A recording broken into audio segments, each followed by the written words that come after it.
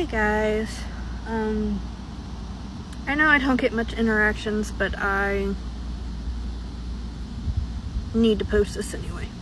As many know, my husband was diagnosed with bile duct cancer last year, June 27th.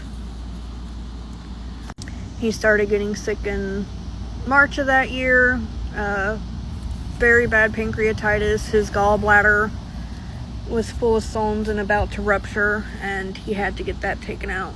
My husband had to undergo at least 3 ERCPs. On his 4th ERCP, they noticed that something wasn't quite right, and of course biopsied it, in which not even a week later we received that call that it was bile duct cancer. I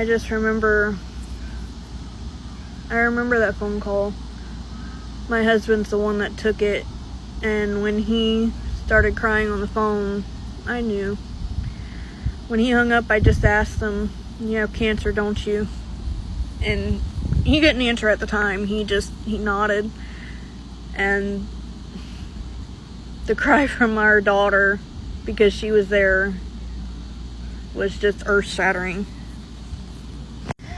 I feel like over the course of this past year, we lived in that hospital.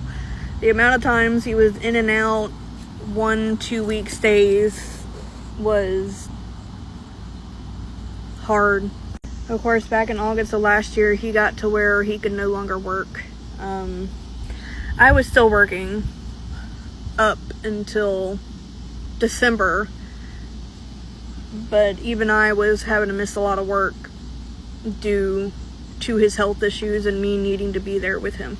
I, of course, made a GoFundMe because me having to miss work and him being out of work, everything just started to snowball. Which, of course, they don't tell you the amount of shit that you get for asking for help. It's ridiculous, as if everything was our fault. Everybody knows that cancer's hard. You know, you hear the story and you're like, yeah, that sounds hard, that sounds rough. But until you live it, you really don't know. You don't know about all the doctor visits you have to do, sometimes multiple times a week. They don't prepare you for all the phone calls and appointments that you have to make. They don't prepare you for if you apply for grants or any type of help that you are not guaranteed those. They also don't prepare you for the fact that you fall behind on rent, you fall behind on all the bills, and you end up suffocating there.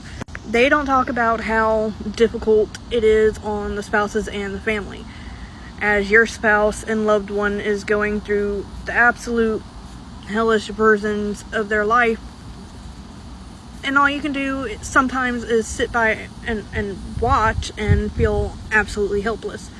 They don't tell you the friends that you'll lose from your loved one being sick. They don't tell you all the avocation that you're going to have to do for your loved one, because you absolutely have to freaking fight for your loved one, because sometimes them nurses just don't do enough or aren't, They don't tell you about all the silent cry sessions to yourself, because you need to be strong for your spouse, and the last thing they need is to see the shoulder that they lean on breaking down. They don't tell you that just because you started a GoFundMe that you're gonna get help. I have seen so many other successful GoFundMes. I have promoted, I have posted, I have done everything that I can to try and help my family, because we are struggling. And they don't tell you that it can go absolutely nowhere. We have applied for grants. We have done food pantries. We have gone to churches for help. And what they don't also tell you is that is limited. Like, you are only entitled to help once a year from churches. They don't tell you how to talk to your children about having the difficult conversations of what if things go south.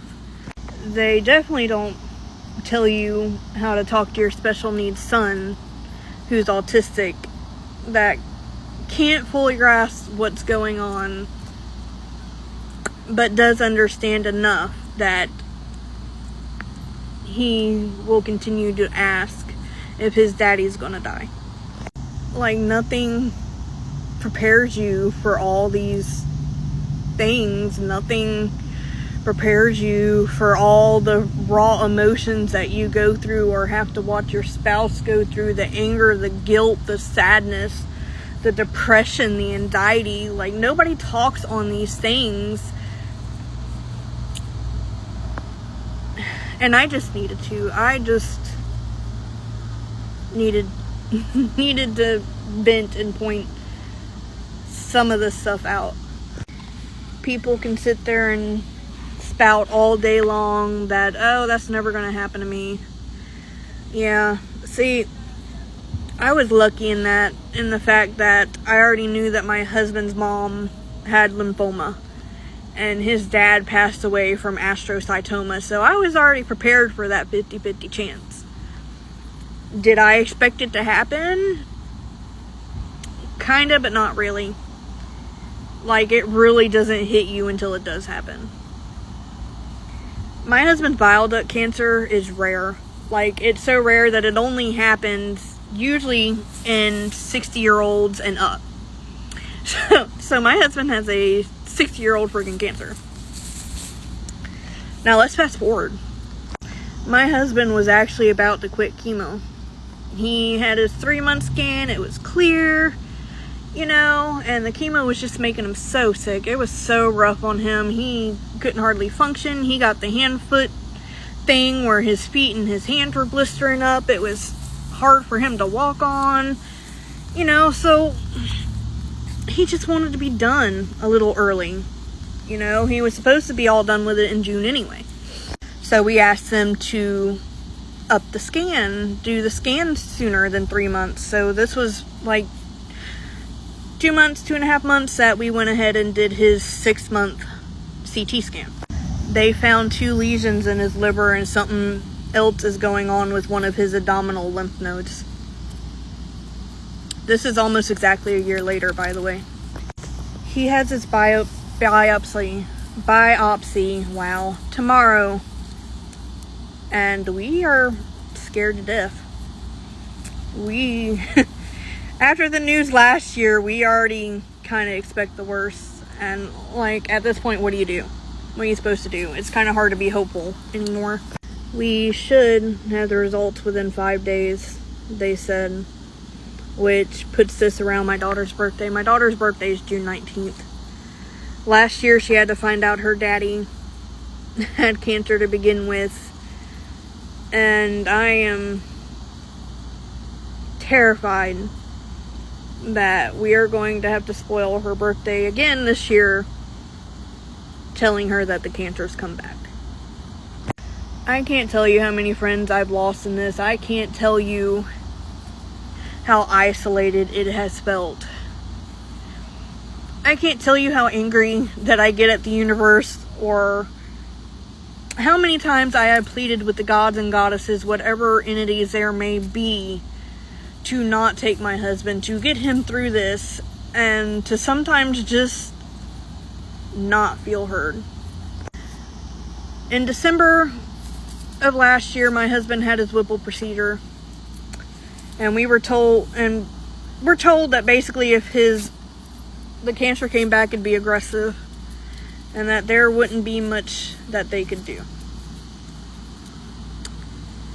And in this scare, I really don't know how to feel anymore. I am doing my best to be as strong as hell as I can be for my husband.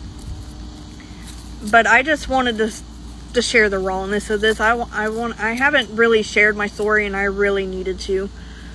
So, yeah. Cancer really does fucking suck. And nothing can prepare you for it. All you can do is just keep on going and just doing your best. Anyway, welcome to my TED Talk. Thank you for anybody that stayed around long enough to listen. Much love. Bye, guys.